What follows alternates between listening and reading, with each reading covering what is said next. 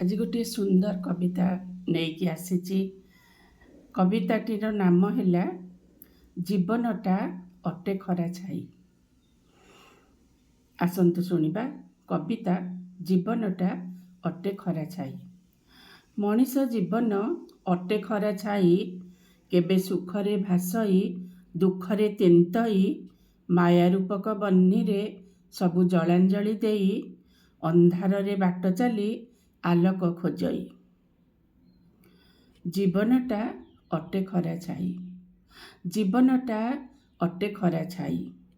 ସତ୍ୟପଥ ଖୋଜୁ ଖୋଜୁ ଜୀବନଟା ଶେଷ ହୁଏ, ଜମା ଜଣା ପଡ଼େନି, ଶୋଷ ବି ମେଣ୍ଟେନି, ଭୋକ ବି ମରେନି, ଶାନ୍ତି ବି ଆସେନି, ଖାଲି ମରୁ ମରୀଚିକା ପଛେ ଧାଇଁ ଧାଇଁ, ଖାଲି ମରୁ ମରୀଚିକା ପଛେ ଧାଇଁ ଧାଇଁ। ଜୀବନଟା ଅଟେ ଖରା ଛାଇ। ଜୀବନ ଯୌବନ କେହି ନୁହେଁ ଆପଣାର, ଦିନେ ଆସି ଚାଲିଯିବ, ସ୍ମୃତି ତାର ରହିଯିବ, ତାହା କେବେ ମନକୁ ଆସିବ ପୁଣି ଭୁଲିଯିବ। ନୁହେଁ କେହି ଚିରସ୍ଥାୟୀ, ନୁହେଁ କେହି ଚିରସ୍ଥାୟୀ। ଜୀବନଟା ଅଟେ ଖରା ଛାଇ, ଜୀବନଟା ଅଟେ ଖରା ଛାଇ।